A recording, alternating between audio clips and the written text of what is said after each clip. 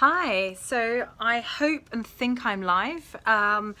So yeah, I really have a lot to share, and I feel that I've never really been one for technology and really getting to grips with how to do all these videos, but I feel like I'm going to really give it a good go. Yeah, I've always struggled with a lot of anxiety, but always at the same time taken really big risks, like what most people would probably think, oh my God, that's mad, you know.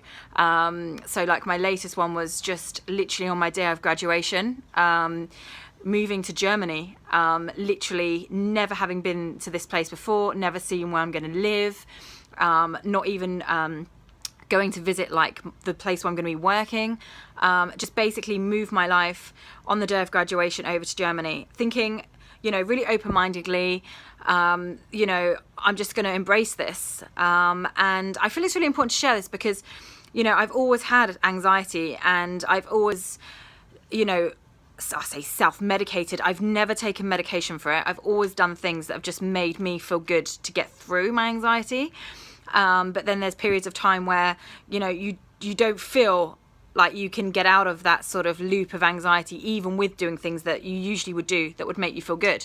So for me, it's always been about going away somewhere. It's always been about traveling. It's always been about just escaping, I suppose, to another country, often, or trying to go to a spa, or, you know, somewhere where I can just feel relaxed. But, you know, money's not always there where you can do those things, and I suppose that's where, you know, a lot of this meditations come about, and mindfulness and yoga. So, you know, I've sort of fallen into doing that as well now when I can't go and travel.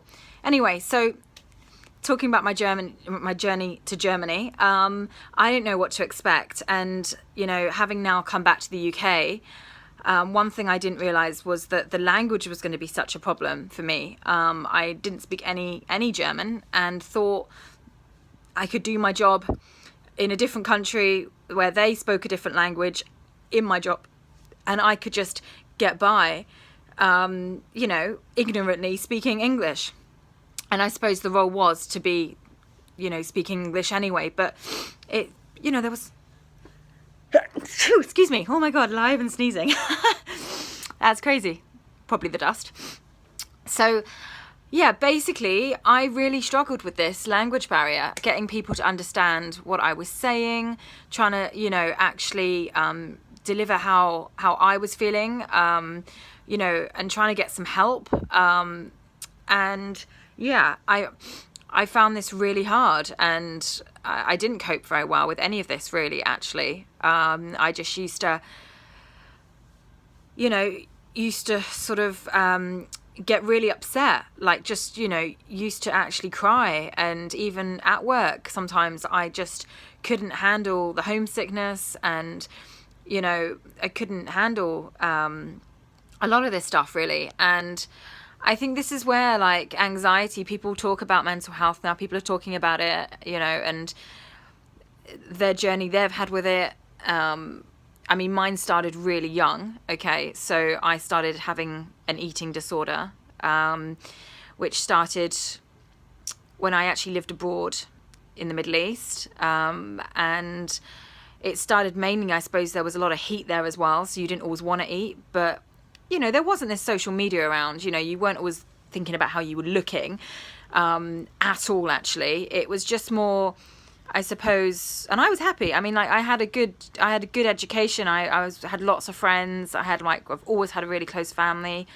And I was happy. I was a happy child. I was always going out and rollerblading, I remember, and swimming, and, you know, really happy. But I developed this eating disorder, and I now know it's because of anxiety that I had. But at the time, I didn't know anything about this, and I used to think I was fat, you know, and, you know, I got so skinny to the point you could see my bones and my ribs, you know, and, you know, following that, that eating disorder, you know, I then actually went on and went back to, you know, came back to the UK and went to private school, and again struggled with anxiety there to fit in to start with, I always found was really hard to fit in the UK. But also I was suffering anxiety because I was homesick a lot of the time. So I ended up, drinking and smoking, and something I'm not particularly proud of. That's where I suppose my journey with anxiety started. I didn't have very supportive teachers, so that really didn't help. I didn't have people that encouraged me and gave me self-belief and all these things you hear now. I didn't have any of that, and I was really finding things hard. So yeah, I kind of, from that point, I suppose, took it on me to try and understand what I was going through more, and made some really bad decisions, with relationships as well. The kind of guys I got involved with, people that didn't really value me, respect me. And only now can I share this, that I really realize the power of having a healthy relationship with yourself. And this is why I'm trying to start this channel, really, because I'm trying everything after gone through all of this anxiety to try and heal the mistakes or experiences I had, should you say, that I regret. And my biggest one is my career, really. I mean, when my anxiety's been bad, I've not been very resilient, and I've not been able to handle things very well and people very well, and maybe try to hide it. So, people didn't really feel like maybe they knew the real me, and I'm not sure if I even really knew the real me back then, in my 20s. So yeah, I think often the thing for me was always just going down the pub or having a glass of wine or a couple of glasses of wine or a bottle of wine to try and fit in. But actually that never, ever works. And I think, having run away a lot, and I would say that I have run away a lot when I've, struggled with anxiety and stress.